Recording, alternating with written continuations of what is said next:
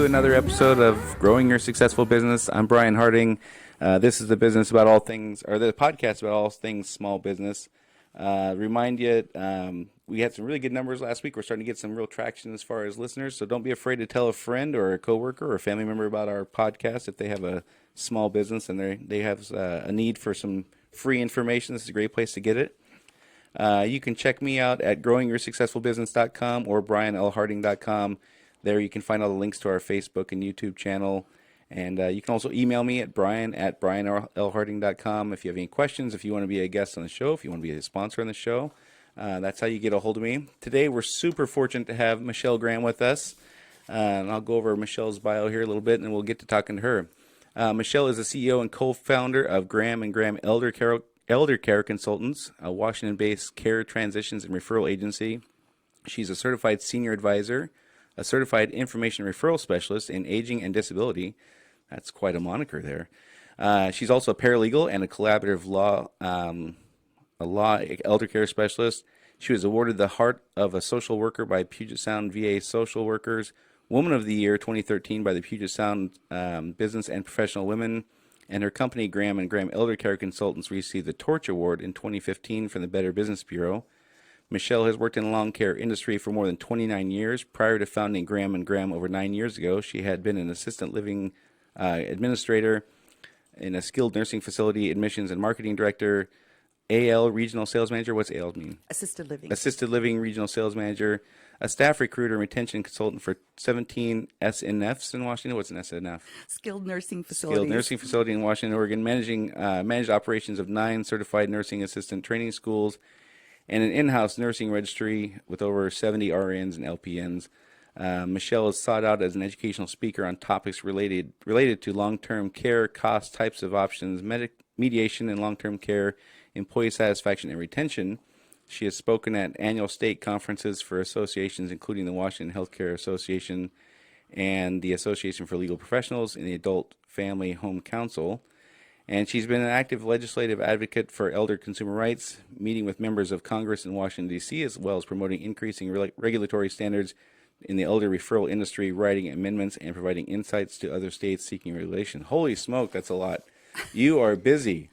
So in short, though, for our listeners, what you do is you help people find long-term care for their loved ones when it's time to find a place for them to be, whether it be memory care or just day-to-day living. You're the person they come see to help find a place for mom when it's time to find a place for mom. Is that right? Exactly. Okay. And one of the things that people should know is it doesn't cost anything to come see you, right? All your fees are paid for by the folks who you refer to, correct? Correct.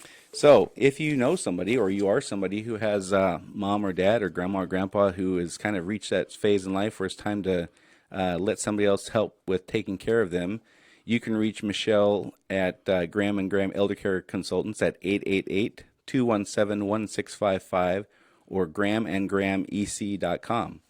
So you've been in business for 9 years now. Yes. Congratulations on that. Thank you. So you've gone through 9 years of all this strife and struggle. What's it like for you now? It's good now. It's good. But yes, there is strife and struggle definitely when you start a new business. Right. So you've got a whole lot of stuff here that we can talk about, and we'll get to like what you actually do for folks. We can kind of talk about that a little later. Looking back on your 9 years, so one of the things that you've been lucky with is you've been profitable every single month, which is fantastic. Yes. That's not always the case for folks. And you work with your husband every day. I do. Second week in a row, we've had somebody who works with their spouse every day. That I'm sure that brings its own set of challenges. We'll talk about that as well. One of the things I want to ask you about first, though, I would imagine in your line of work, you're dealing with folks in very stressful, sensitive situations. They come to you probably when mom and dad aren't doing really well, and there's a lot of just stress and grief around that. How do you deal with just the stress of that?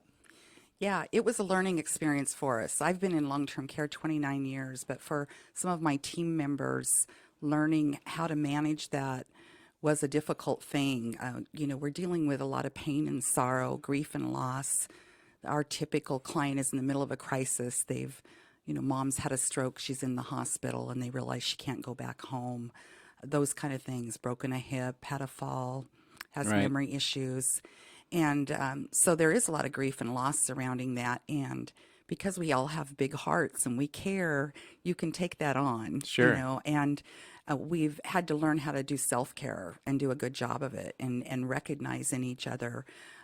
We were about 2 years into our business, and I saw the signs of, we call it compassion fatigue in our Right. industry. And I saw the signs in our employees, and a few of them, when one is crying from her car in the parking lot because she needed to help a homeless man who was a double amputee and a diabetic, Right. and wasn't sure she could help him. And so those were the hard things. We actually went to a course on compassion fatigue, and every year or so we have a company meeting where we discuss that topic again Right. and make sure, kind of brainstorm. But we realized we needed to provide a lot of support to each other, be Yeah. a sounding board, and be able to call each other when we had those really How sad does cases.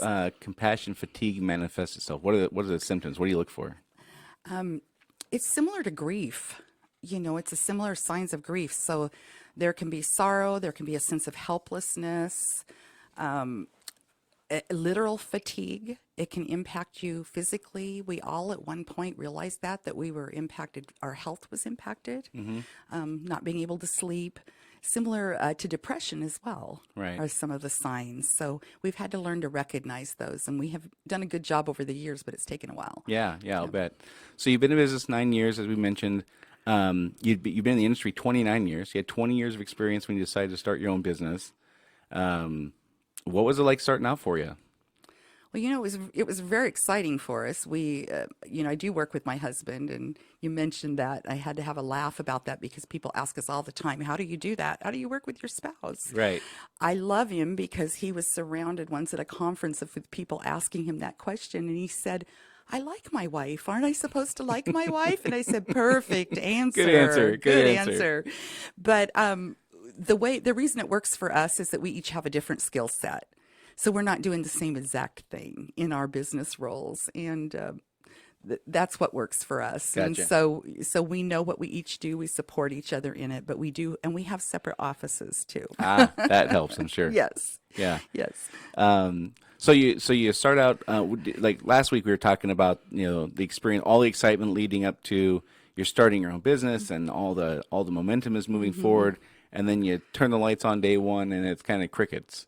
Did you have that experience, or did you already kind of have things rolling when you started? We were fortunate. We did have things rolling. We had worked for another large company doing what we do, and we had a 2-year non-compete, and we signed it in good faith. We felt it was an integrity issue for us to honor that non-compete. Right. And we learned a lot from that company. So we honored our non-compete, and worked. We ran an assisted living community together for those Okay. 2 years, and so that gave us time to plot and plan. And so by the time we had given our notice and left our job, we already had contracts in place with properties, and we'd worked in the industry so long, we kept those relationships. So we made money the first month moving Right. in. Wow. I know that's not typical. That is not typical. Yeah. No. Well, congratulations you for that. That's Thank you. fantastic. So you start out, you know the industry. Did you immediately know how to run a business? No. No. What?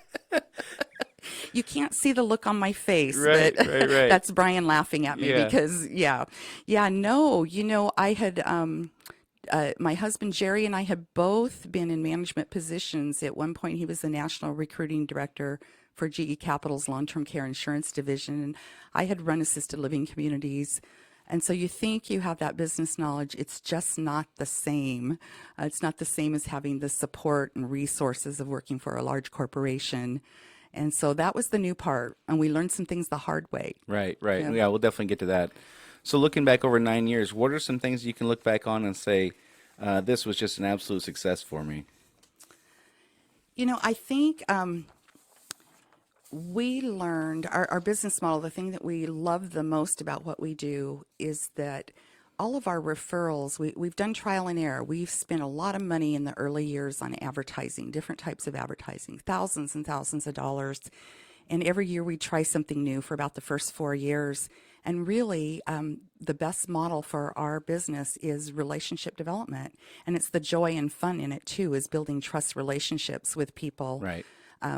who work in our industry, people who can refer to us, case managers, attorneys, Right. financial planners, those type of referral sources.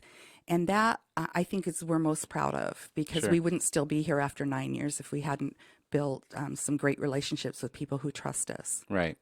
Yeah, it's interesting that I talk about this a lot every week, but as we're catapulting faster and faster in the world of technology, it still is all about relationships. It always comes back to that. Yeah, and I'm glad it is, because Yeah. that's the joy in the work for us. Right.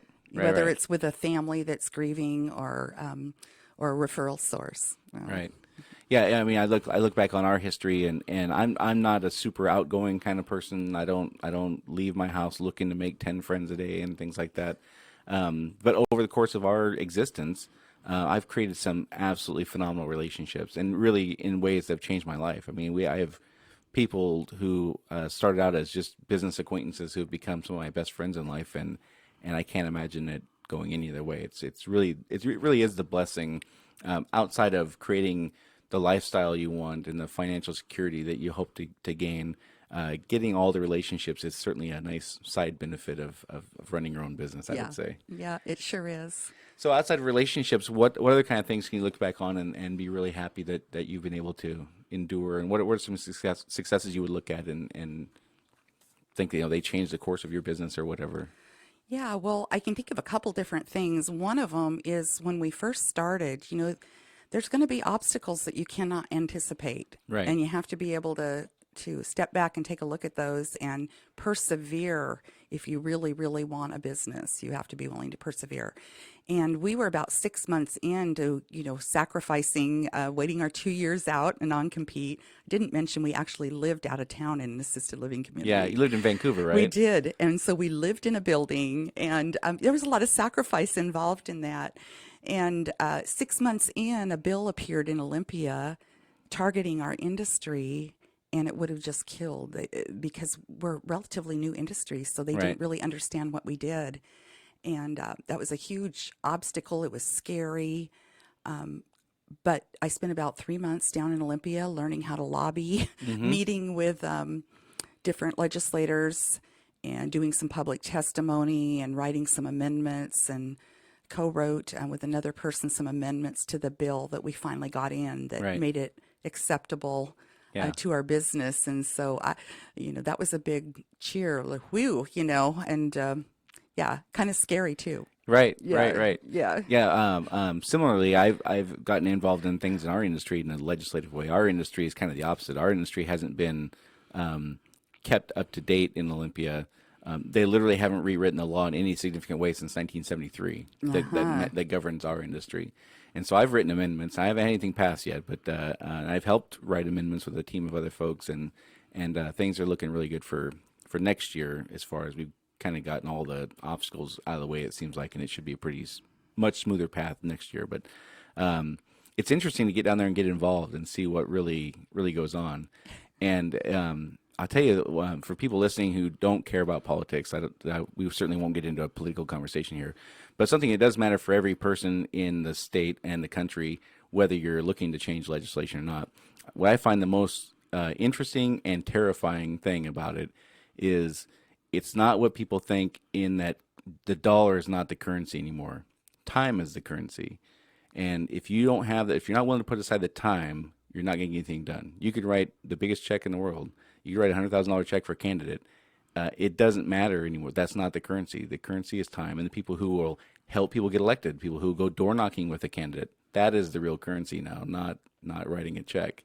And so as we look Yes. back and wonder why things are hurling forward the way they are in certain directions, it's because those people who want that to happen are willing to take their weekends and do that. And business owners, by and large, don't have the time or desire to do that. And that's why legislation happens that affects them, whether they like it or not. Right, by people who don't understand your industry. Right. Yeah. Yeah, exactly. So you endured that. You got some legislation change. Good for Yes. you. And I'm sure that was a interesting time in your life for sure.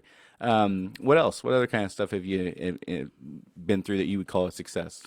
Well, we had a goal when we started our business. We were discussing this earlier, Brian, before we started. really influenced by a book by an author called Bob Berg, and he's written a series of books called Go Givers, and he has a book called Go Givers Sell More. Right. And it's really about helping other people achieve their goals, and there's joy in that, but it's a value to you too in doing that. And so we had a goal. We loved what we did when we worked for a large company before. We just didn't like working for a corporation that was in Right. flux a lot, and had a few disagreements in how we wanted to do things, and we wanted to have that control ourselves.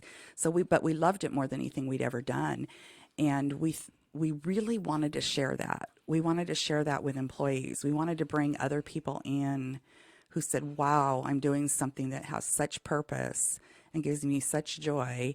And I also can make some good money doing it as well. I can create my life Right. because our people they're employees, but they're commissioned, much like a realtor. Okay. So they get to develop their own business too and their own relationships. And for those of our employees that are moms, they've had a lot of freedom in being able to attend their children's school things Right. and plan their own schedules. And that was something we really wanted to do. And then we wanted them to be successful financially as well. Right. And we've achieved that. We've got some employees that have been with us since the beginning. The most recent employee's been with us for over 4 years now. Wow. So we have a nice stable team. Sure. And, that was a lot of work and a lot of learning. Yeah. But it was one of our goals, and I feel real good about that. Yeah, that's a fantastic achievement to have somebody with you for 9 years, especially considering you're 9 years old. They've been with you since the beginning, essentially. Yes. For somebody to be with you through all the change that goes along with starting a new business, that's remarkable. And then the newest person to be there 4 years, that's quite a testament to the organization you run. I mean, probably folks don't go out of their way to tell you that, but that's amazing, and you should really be proud of that. That's fantastic that you have that kind of retention. That speaks volumes about the kind of organization you run. And we talked about you just mentioned creating a world where your employees can be financially stable and secure. We talked a little bit before we started today about how we have to be really careful about talking about dollars and money and things like that, because like in our industry, for example, it's interesting when you start out. Friends and peers kind of have a go stick it to the man attitude when at least in my experience, people had a kind of, go get them, you can do it as well as they can, and blah blah blah, and you're going to be successful and you're going to be great. And then there comes a time where you have had success financially and in creating a business that it's clear it's going to sustain itself, and all of a sudden you become the man, and now it's a little different, and now people aren't quite cheering for you. You can't reach out and share successes. Certainly anything has to do with dollars, at least in my experience. I can't reach out and hey, we had this milestone month, whether it be revenue or profitability or a great year or something like that. It's really unfortunate that we're kind of not able to do that anymore. When you first start out, you maybe could do that because the number is really small, and people still feel good about themselves when you share that. But as you grow, it's unfortunate business owners don't have the ability to celebrate, But Yeah, and when we discussed this earlier, you mentioned, Brian, I think it's so important that we have some peers. We are so delighted, Jerry and I are, when we get to go out to dinner with another couple that's in business or some folks that are business owners, and really get it and understand it, and that we can trust. right, And so to have a handful of those trusted friends that also understand what it's like, and you can share those successes. right. It's really important. Yeah, so I think I told you. I think if I were to count them out, I think I have 4. Now I have 3 partners also, so we can of course celebrate amongst ourselves. But outside of our organization, I think there's 4 people that I can just, we have a kick-ass month, and I just want to shout it to the world. I can't shout it to the world, so there's like 4 people I can reach out to and just say, hey, I just need a minute just to celebrate this. And then they call me when they have their successes, and it's fantastic. And we trust that we're not going to blab it out to the world, and it's interesting how the outside world puts a cap on what you're supposed to make.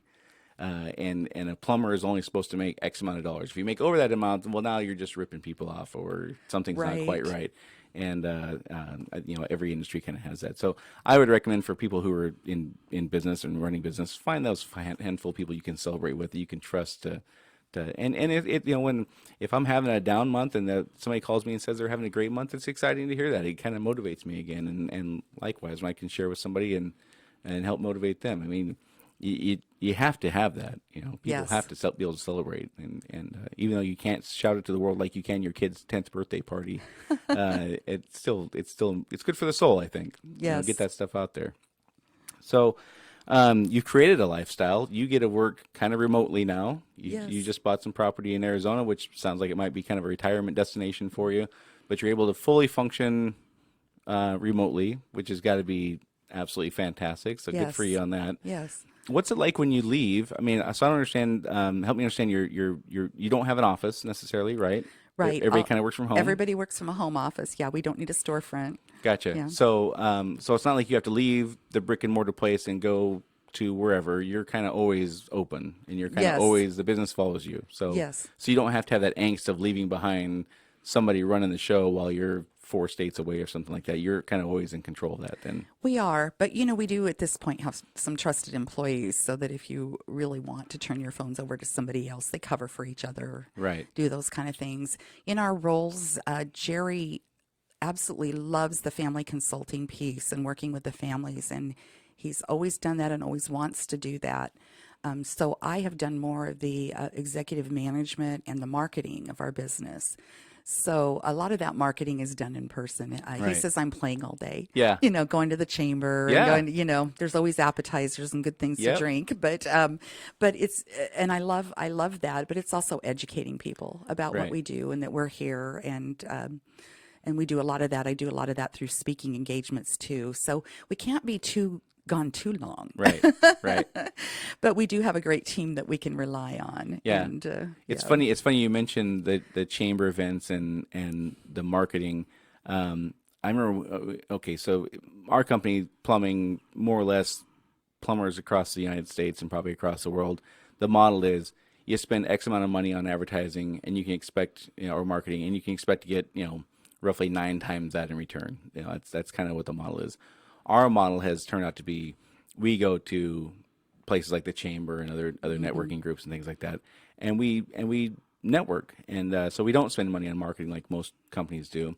And we didn't understand it. We started doing it. We just we were desperate for anything. Quite frankly, our marketing plan wasn't working, and so we kind of found ourselves in this networking world. And once I began to understand, because I was a person going, that this thing would work, these meetings had value, and I started making commitments to go every week and every month and every third Thursday and every second Tuesday and all that kind of stuff. It did begin to create kind of a rift in our partnership, because I had 2 partners at the time. They were the guys out in the field working, and I was just out having lunch. It's kind of how the perception was. And I was like, well, I'm not just out having lunch. First of all, I would much rather be doing something else.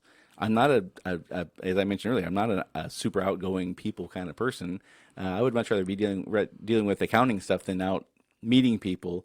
But their perception was I was just out, having a free lunch while they were out digging a hole or working in a crawl space or something like that. And it was challenging for us to kind of work through that, to get understanding that this creates value, and it is the 7 touches, and you have to educate people what you do, and they do have to know that you're trustworthy, and you have to show up to show that you're trustworthy and all that kind of stuff. And Yes. it's interesting how that dynamic kind of works itself out. It does, and people and folks that don't do that part of it don't understand that it can be really exhausting. I Oh make a yeah, joke sometimes coming home at the end of the day and feeling like I have a smile frozen on my face. yeah, You know? yeah, yeah. I mean, I would when they would ask me, and say, well, you're just over there having lunch and hobnobbing around with folks. I said, how exhausting it is to be on for 2 hours straight. That's not an easy task. I mean, you can't. You have to laugh at their stupid jokes, and you have to look at their kid's picture on the phone and say how it's the cutest kid you ever saw when it's not. And I mean, it's exhausting, right? To carry on that way. But like I said, it leads to those relationships we talked about earlier. But I wish that there was a way to switch the roles sometimes so we could all experience what we all do, and Yes. that would certainly make things easier. But anyhow, so you were awarded the Better Business Bureau Torch Award in 2015 in the small business category in Western Washington. The award is given for creating integrity in the workplace and market trust, and a commitment to integrity has been key. Talk about that. Yeah, that's a really big deal to us. When we received that award, I think our whole team shed tears because I think every business has its opportunities to take shortcuts and not work in integrity with the right intentions. And I would say, well, maybe I can't say, working with seniors presents its own issues. We often come across elder abuse type situations, Right. exploitation. So we see the ugliness sometimes, which is what led to our original legislation because Washington was the first state in the country to pass some legislation regulating our industry. And it needed to happen Yeah. because of some of the types of things that we saw. But having that commitment and to always choosing to do the right thing for the right reasons is harder sometimes than you think, especially when it comes to money, Right. you know? And so we've worked really hard to instill that in our team from the very beginning, from the time they oriented with us, including by example, giving money back when we've Right. needed to give money back. And in our industry, you don't necessarily have to do that. But just to give you an example, somebody moves into a small residential care home and they're very sick and we receive a referral fee from the properties and that person passes away in 2 weeks.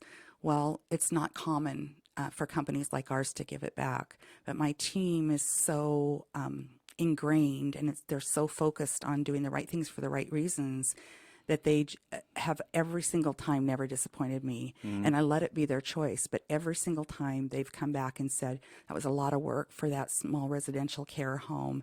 I want to refund their fee. Yeah. And the word spreads Sure. when you do the right things for the right Yeah. reasons. So I'm really proud of them that they Right. choose the right things. Yeah, it's funny. We have a saying that's plastered all over our building: "Do the right thing." And when we kind of boil it down, that is our goal in every transaction, in every encounter, is just do the right thing. And I couldn't explain exactly what that means. I couldn't really define that, but I know it when I see it. And we talk about how that in your example, if you just keep the fee, nobody's going to complain. Nobody's going to be too shook up about it. But when you give it back, you're making a major statement there that is going to stick with that person. They are going to tell the world, essentially, in their own way. They're going to find a way to let that work because they're maybe shocked that it happened. And so let's say you give back, let's say it's $5,000. I don't know what the number is. Let's say it's $5,000.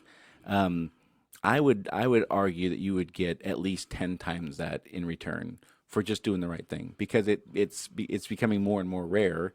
And in cases where you don't have to volunteer to do that is a huge benefit. And I think that's one of the things that we lose nowadays in our focus on every transaction needs to be profitable and having processes and procedures and everything's proceduralized to make sure you aren't getting screwed by somebody lying and all that kind of stuff. We lose sight of our ability just to go out of our way to do the right thing and make a strong statement about that. And it was really good to hear that you're doing that. And I'm sure that's part of the reason you've been so successful for 9 years. Thanks, Brian. And that is true. I was thinking as you were sharing that with me, it actually is what built our business because it's a lot of work to obtain those contracts. At this stage of the game, we're contracted with every assisted living community, with the exception of one in Pierce County, but assisted living retirement communities and literally several thousand of the residential care homes and home care companies. And that's a lot of work. It takes a lot of time. But you want to be able to give families the options that make the most sense for them and not have a limitation on that. And so those kind of things actually built our business because we started, instead of having to pursue, for instance, the residential care homes, we started receiving calls from them. And the first time I had a call from somebody that said, I heard you were honest and fair. Right. I was like, a little sob in Yeah, my throat. I'm right. like, what? Oh, so that's so nice to say. Yeah. That's so awesome. But it, they started coming to us then, the properties, and it helped build our business. It's just been great. Right. I remember we were probably 2 years old, and we had a customer call with a complaint, and our guy had just really screwed up. And it was like an $800 job. And the customer, when they called after they got done chewing me out, letting me know what they were upset about, they said, I said, okay, well, what can we do to make this right? And he said, I want you to refund $400 of this job and whatever. And I said, well, I'm not going to do that. I'm going to refund the whole thing. Not because you're asking me to, but because it's the right thing to do. and he was actually speechless. He went from being absolutely furious to speechless, and then a couple of days later, he called me to say, "I just want to let you know I've told like 10 people about that." Oh my goodness. Yeah. And so it's easy in the moment to get hung up on, oh my gosh, it's this job I can't, it cost me $300 to do it, and now not only am I giving back $400, I'm going to give back $800. So it's easy to get hung up in the dollars and cents and lose sight of the big picture on some of that stuff. Yes. So you've had a very successful run in 9 years. I imagine you've had some things that haven't gone so well. What are some of the things you look back on and you would call learning lessons? How much time do I have? We had about 30 minutes. Good. Well, you know what I would say to anybody starting a business is, we always hear that small business owners have a hard time delegating Right. and releasing control. And so we start a business because we have expertise in one certain area, and yet that doesn't automatically give us expertise in all the other areas that Right. you need to run a Right. business. And so there were a number of things in my wisdom, I guess I could even say maybe ego, because I have a paralegal degree. Yeah. My first year in college, I majored in accounting. All of those kind of things kind of came together. But we took far too long to hire professionals. Right. We were actually proud of starting a business without going into debt, without borrowing money. We'd saved, we made money every month, but there were a lot of considerations that we didn't have because we hadn't sought counsel and Right. guidance. So one of the first things I would say to people is make sure you have an attorney. Yeah. Make sure you have somebody that's reviewing your contracts and giving you legal advice, and make sure you have an accountant that sets your books up from the start, because to have to go back Yeah. and have somebody work on them and kind of recreate because you created them, I'm telling on myself, but Yeah. Right. is really important. Yeah, So somebody who screws up is generally the person that started the business. right, exactly, exactly. So call in the experts. I have to laugh because I even created our own logo. I mean, we did it all on a shoestring, and which isn't necessarily a good thing, but we had this thing, we didn't want to be in debt, Yeah. and which is admirable in our world. But when you're in a business and you're starting a business, you need to know what you're going to do when cash flow. When Right. you can have a couple $100,000 of receivables sitting out there, but if you need to make payroll, you need to know what you're going to do for Yeah. cash flow. All of those kind of things. So call in the experts at the beginning. Don't Right. wait like I did. Right. It's funny. Your story and ours are they run a pretty similar parallel. We've been in business, a little over 8 years.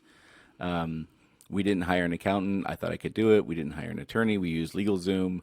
I created our first logo. It was a disaster. We picked our own first colors. We were going to be orange and black because we wanted to really stand out, and didn't understand that you don't pick orange and black for obvious reasons now. Our business cards were orange with black writing, and our goofy logo that I created was just it. So I tell folks now, you got to have three things. You got to have an attorney, a CPA, and a banker.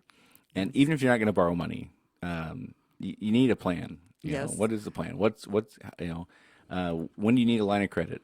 Well, I don't need a line of credit. I'm not going to borrow any money. Understood. Okay. None of us want to borrow money. None of us want to go into debt to do this. But at some point, you may need a line of credit. And I'm not saying you do or don't. I'm saying get a professional to tell you. Right. Get a professional accountant to go through the stuff. We hired a bookkeeper after it got to the point where once we had employees, we hired a bookkeeper because we didn't think we could afford an accountant. And I didn't have the time or desire to learn how to do payroll. And the bookkeeper switched us from a cash basis to an accrual basis and back and forth like 6 quarters in a row. Oh no. And it was just an absolute nightmare. And so by the time I found our accountant and hired her, it was the most biggest mess. I mean, just trying to sort it out. And I didn't really understand what's the big deal, and of course now after, many years later, I get it, but that decision probably cost us, $20,000 Yes. easily. Yes. And that's just one example of a number of things that were just, wonky with the whole thing that, we probably saved ourselves 5 and cost us, 20. Oh, I so understand that. And there's the time factor too. Right. That's what's really entered in for us, is the amount of time that you spend doing those things because it isn't your expertise. Yeah. And, Googling, trying to self-teach yourself to Yeah. do some of those things. And the old saying, you know, time is money. We always say to our team, pay attention to your boyfriend, Tim. You know, time is money. Yeah. And it's so true when you start calculating, you know, if I spend this many hours working on accounting issues versus marketing, what Right. difference is that going to make for our business? Right. And yeah, Yeah. I'll save myself the $1,000 to do the accounting, which I'm going to do wrong, 37% of the time, and then I'm not going to spend that time out growing our business. yeah, Terrible decisions, right? We all do it. I mean, I don't know very many people who start out the way we did that didn't do the exact same thing. And so same thing for an attorney. Yes. You're paralegal, so you've got this figured out. And it's okay to say you had a big ego. If you didn't have a big ego, you might not have started your own business. That's okay, right? You think you got it figured out, you can do it, and then you find out, oh my goodness, right. I don't have it figured out. Yeah, yeah. The first time one of your contracts goes sideways. Yeah, yeah. And just, I mean, the HR world and what a rapidly changing thing that is. You can make really poor decisions if you're not educated, that kind of stuff. What are the kind of things have you learned over your tenure? You know, the goal is almost always when you talk to somebody about starting a business, and it's an assumed goal, even if it's not your goal as the business owner, is that you're going to grow. Right. You're going to grow. You're going to grow. You're going to grow. And so I would say one of the biggest mistakes we made early on, and fortunately we were smart enough to keep it separate. We had a business partner join us, and we kept our existing local business separate, and that was wisdom, and I'm very grateful we did that. So we actually had two business entities and separate entities, but operating with the same website and so forth. And Right. and we went into 14 other states. Oh, wow. And we had 40 employees in 14 other Oh, states. geez. How Right. far in were you at this point? How long? We were about 2 years in Oof, to okay. our business. And it's kind of a long story. We had a short-term goal with him. He had an expertise in franchising and was providing some guidance, but the plan was supposed to be an 18 to 2-year plan. And the more we got into it, the more he developed some different goals than we had originally. So he wanted to grow real big, real fast. We were already having private equity investors contact us with an interest, and he'd been watching some of the large companies that had been sold for, $50 million. Right. But they also had a strong internet presence and Sure. so forth. So the big mistake we made is we had our partnership agreement tied up legally and so forth, but we realized that we did not have our business plan tied up that Right. securely. We thought we all understood and were on the same path, but when he changed gears, there was strife and disagreement with us. And the good part that came out of it is that Jerry and I really learned what we wanted, and we were crystal clear we didn't want to build an empire. Right. We were building a lifestyle. We didn't want that big corporate world. That's what we had gotten away from. Sure. And so we learned a lot from that experience, and we're able to, fortunately, because we kept things separate, we're able to get out of that partnership, but it wasn't without a lot of pain, a lot of cost. And so I would say to anyone that's considering taking a partner, really make sure you have legal advice, you have everything uptight, and that you are crystal clear on what your business plan, your marketing action plan is, and that you're aligned. Right. And when you Yeah. say crystal clear, you mean crystal clear in writing. In writing. Yeah, we thought we were crystal clear, Yeah. but he Yeah, changed yeah. some directions along the way. And when we realized that we were going from an 18 months to 2-year plan to him wanting a 10 to 15-year plan, Right. that wasn't where we wanted to go. Sure. So it was painful. Sure. And so not only do you have all the angst and frustration of having different goals and moving in different directions, at some point you realize now you got to get out of this thing.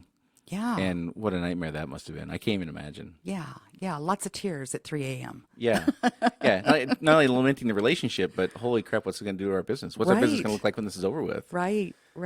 Yeah. I can't. But we yeah. survived it. Yeah. Yeah. Right. Yeah. And you're that much smarter now moving forward. Yeah. So this is something we haven't talked about previously. So if you don't want to talk about it, that's okay. Do you have a succession plan? Do you have kind of, even if you don't have like one in writing, do you have kind of a long-term, I mean, you don't want to work till you're 105, I don't imagine at some point. Have you talked about that at all? Do you have kind we definitely have. We definitely have. And, we have, we have employees that are also family members Oh, as okay. well. And so they're involved in that plan Gotcha. as Okay. well. But Perfect. Yeah. yeah, Yeah. but when you love what you do and it's your passion, Sure. we don't have any plans in the near Yeah. term to retire, but we definitely have a plan and a goal. Right. Yeah. So, when we first started out, our plan was to be in 4 states. And our plans have changed significantly, but we were going to be in 4 states. We were going to grow as fast as we could, sell it for $50 million, like you said, and buy an island somewhere and retire and live happily ever after. Having gone through what we have, that is no longer our goal. Now the thought of opening even a second location, just one second location, sounds like just a giant pain in my ass, and I don't want to do it.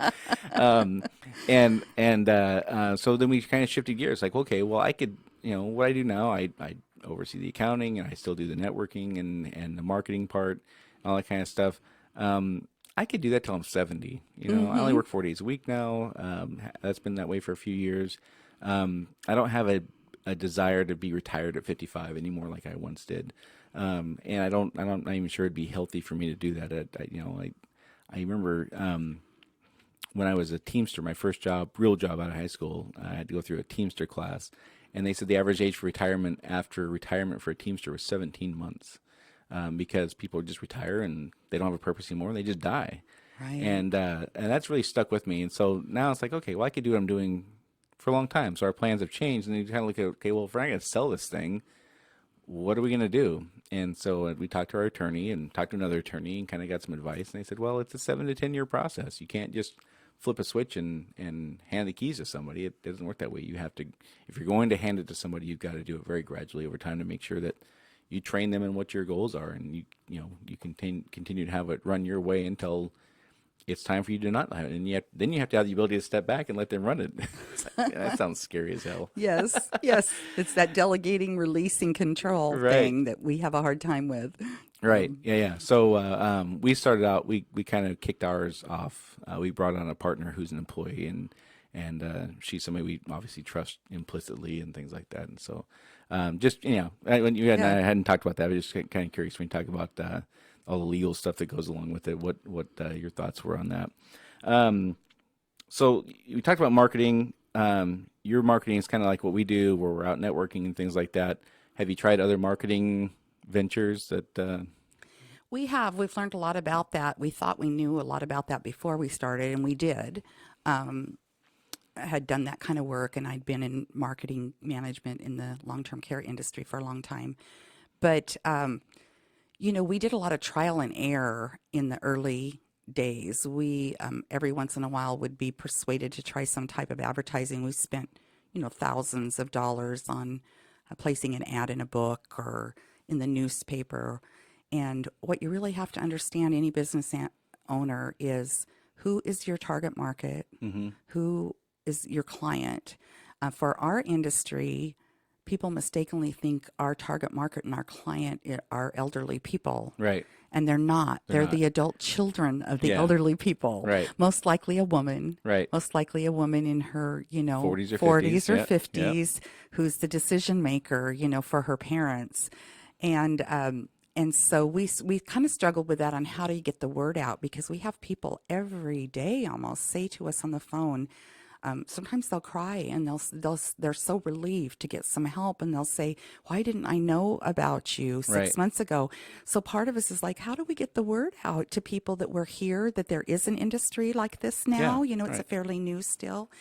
And so we tried those things, but unless people are in crisis, we learn pretty quickly they don't even notice those ads Right. in a newspaper or book, written ads. We even did radio ads too. Sure. And so we had to switch that up and really figure out. I always say for our business, and really for anybody to be effective, is who are your referral sources? Who are going to be the people that are going to refer to you multiple times? So that's why I say, for us, those referral sources are the discharge planners in a nursing home, Right. rehab centers, where somebody's recovering from a stroke and they're there for 3 weeks, but they got to have Sure. a plan, and elder law attorneys, Mm-hmm. and those type of people are referral sources versus individual referrals. So it's a supplemental thing that we develop those relationships in the chamber and some of those Right. networking types of things. But the low hanging fruit, as we say, where you're going to get that is building those relationships, those trust relationships with people that can make multiple referrals to you. Right. And the challenge that you have, which is something that many folks have, is how do you get the attention of your target audience who doesn't even know they have a need for you? Right, right, exactly. And if okay, so if somebody does know that they have a need for you, it takes 7 touches to get their attention, to get them to remember you and things like that. I don't even know if they quantify how many touches it takes to get somebody's attention if they don't even know that they have a need for the service you offer. Yeah. That's got to be a tremendously baffling undertaking, I would imagine. Yeah, it's really over the years we really learned that we needed to focus on those that were crisis driven, those that were already in the middle of it. Yeah. Years ago when I first got in this industry, 29 years ago, people were planning for retirement, and the lovely retirement communities were starting to be built, and they were planning to sell their home and move. And that's really changed, especially when the housing market crashed.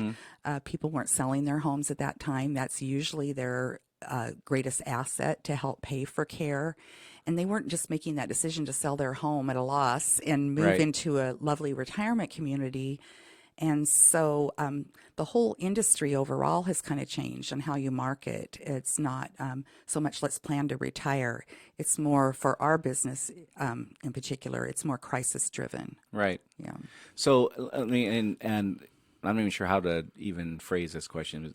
So if you know your target audience, it's a woman in her 40s or 50s. Do you approach it and say, well, how do we get to be places where a woman in her 40s and 50s hangs out, i.e., whatever social club kind of a thing, or do we go to something like the employer? Like, let's say we had an employer like Boeing, and Yes. Boeing says we want to offer all these services to our employees because we want to be a good employer and good retention and all that kind of stuff.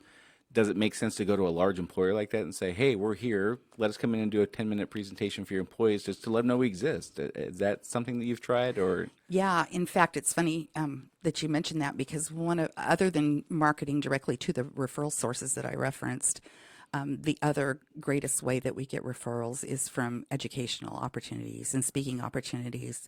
Um, we were just talking about this, Jerry and I, yesterday morning.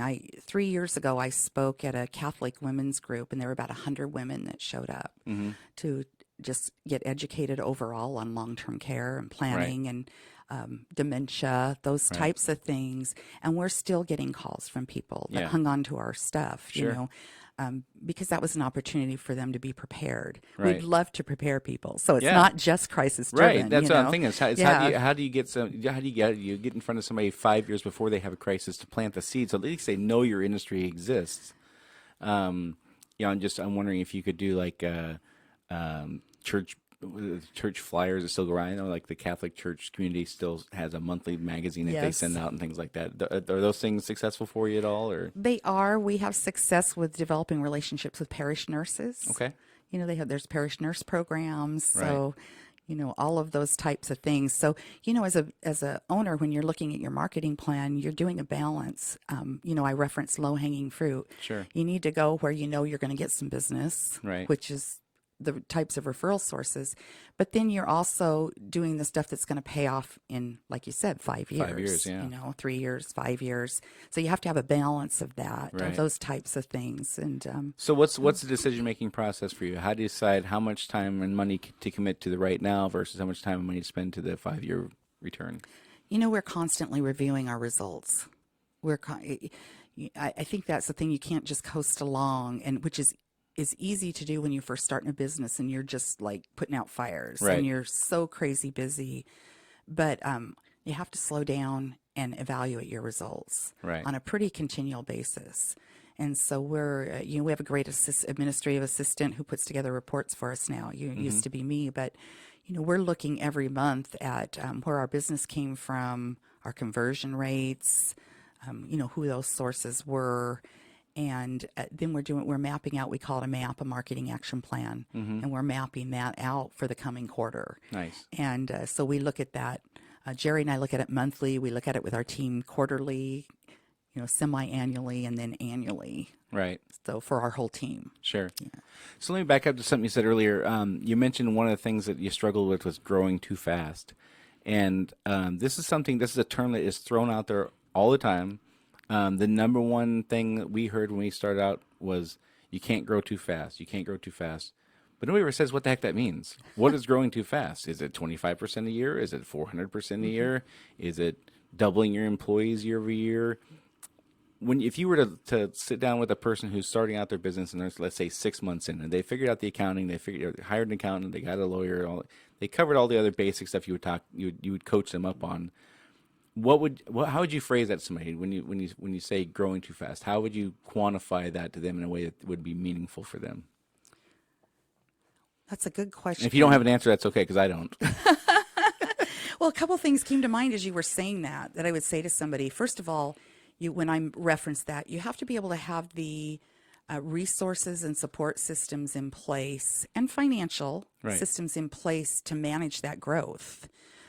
For us, when we hired 40 people in 14 states, they required a lot of coaching, a lot of training. Right. And, we had a great team. Everybody stepped up, but we wore everybody out, including our admin people, in supporting that many people. And so you have to have those resources in place and know how you're going to, do that. It sounds like a no-brainer, but you think you can. Yeah. Most people who are entrepreneurs, by the time they start a business and they're persevering, you think you can do almost anything if you push through. Right. But there is and every every book you read says that you need to just push through and persevere and set goals and blah. Everything just tells you to go, go, go. Nothing ever tells you to sit back and reflect and measure and check your results. Right. Right. So that, that's really the biggie as far as growing, is making sure that you have those sources.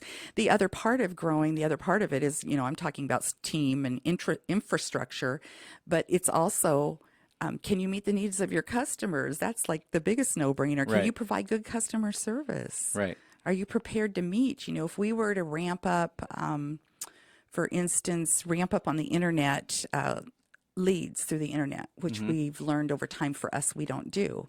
We're working smarter, not harder for us. And but if we were to do that, do we have enough staff that would be prepared, to take 200 calls in the next week and give good customer service? Right. Yeah. So I was talking to somebody about 2 weeks ago and was talking about growth and how aggressive to be and things like that. And I said, I think what I would shoot for is a reasonable goal that I think you could pull off and do all the things we're talking about. You would have the financial resources to be able to pay the people you hire. You'd have the time to coach the people on how to do what you wanted to do your way and provide good service and things like that.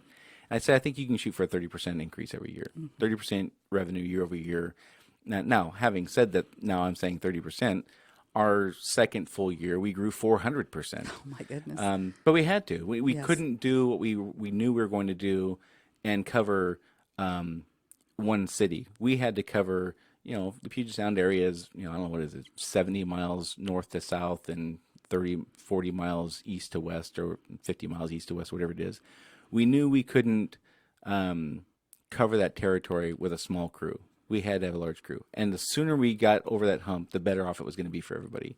So that year, we just had to take a leap of faith. We had to hire a bunch of people and train them the best we could and just hope to God it worked out.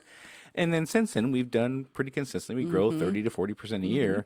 And sometimes that's super stressful. And sometimes it's like, hey, it's no big deal. It just depends on kind of where we're at in the ebb and flow of, supervisory number of supervisors we have and things like that. But I think it's hard whenever we give advice, whenever I give advice to somebody, like, don't grow too fast, I like to kind of follow it up and say, here's what I mean by that. And I don't know that we ever have a good answer for that. It's hard. Yeah. Because you have to grow aggressively. You have to set your goals and go hit them. And you know what the vision is to look like at the end. It's funny. You can use Amazon as the extreme example. If they would have grown 30% a year, they'd still be selling books, right? Right. It doesn't make sense. So my logic doesn't make any sense for them at all. Anything else you look back on and over 9 years and say, if I could give a new business person 3 pieces of advice, something we haven't already covered, what do you think you would say to them? 3 pieces. Three? Oh Okay, my well, just give goodness. me one really good one then. But it's got to be a really good one if you're only going to give me one. Oh my goodness. I think, Brian, I heard you give a presentation a couple years ago, and one of the things that impressed me was that you were very honest and open about the different things that you tried, Right. and sometimes it didn't work, whether it was an answering service Yep. or whatever it was, but you tried it, you figured out it didn't work, and then you moved on. Right. And I would say that we weren't so great in the early years at moving on quick enough. Okay. So in a lot of areas. And so, if you're measuring things, as you Right. said, and whether it's successful or not, if you're taking the time to do that and really analyze and take stock of what's working, what's not, it's a little easier to make that decision. But one of the things Jerry and I would go back and forth on in particular was with employees, because we would put a lot of time and money in ourselves, and we would share our leads and our business, and we'd pay for them to go through 40 hours of mediation training and send them to conferences. So we really invested in them. Yeah. And sometimes he has a saying, I can't want it more than they do. Right. Can't want it more than you do, Yeah. And so there were sometimes we should have cut our losses sooner than we did. Yeah. And we didn't, because we'd say, but we've invested all this. Right. into, well, all it means is that you're continuing to invest Yeah, with right. no return on your Right. investment. And not always the case. When you HR principles, you Sure. want to work with people and encourage them and support them for growth. But there is a time to cut your losses. And I think sometimes it typically, in watching other business owners, needs to be sooner rather than later. Yeah, and I think that's one of the things with employees specifically. It's hard because they are people. They have families. They have children. It might be a single mother. It might be a single father, or somebody who's got a kid that's got physical or mental ailments or whatever. And it's really hard. And you're pulling for them so hard. You want so badly for them to be able to figure it out. Yes. And it's really, really hard to come to that conclusion that, like Jerry said, it's a great way. You can't want it more than them. And as much as you would like for them to, and probably as much as they would like to, they just aren't going to. Yes. And the sooner you can figure that out, the happier you're both going to be. It's got to be miserable for the employee, too. It can't be like they're coming in and feeling like it's all sunshine and roses, and things aren't going well, and they can't figure that out. They've got to feel that stress also. Yeah. And it's hard on the rest of your team Right. who see it. Right. And know it. Right, Yeah. right. Well, goodness, it's been 57 minutes already. I can't believe it's just flown by. Thank you so much for coming on, Michelle. If you guys learned something here today and found that you might have a need to get a hold of Michelle, I would highly recommend it. Her and Jerry are just phenomenal people, and obviously they have a very strong business with integrity as being the top priority. I would absolutely have no problem referring these folks to anybody I know. These are absolutely top-notch people, and I'm super proud to know them. You can reach Michelle at 888-217-1655 or at Graham and Graham, that's Graham, GrahamandGrahamEC.com. Again, thank you so much for coming on, Michelle. I really appreciate it. You've been a real treat to have on today. Thank you, Brian. Thank you so much for your kind words. Appreciate you taking the time to come out and see us. And again, like I said earlier, if you like what you hear and you're interested in sponsoring this, or if you have any questions or feedback to send me, you can reach me at brian@brianlharding.com. Next week, we're going to have on Carrie Anderson. She's going to talk about her multi-family property management business. So for those of you who are interested in having a large business, please tune in next week. Carrie has I don't even know how to quantify how big of a business she has. She's a big deal in the world of multifamily property management. So tune in next week if you want to hear that. She's going to have no shortage of things to share with us, I'm sure. I'm really looking forward to that. And that's all for today. Thanks again, Michelle, for coming on. I really appreciate it. Thanks, and we'll Brian. talk to you all next week.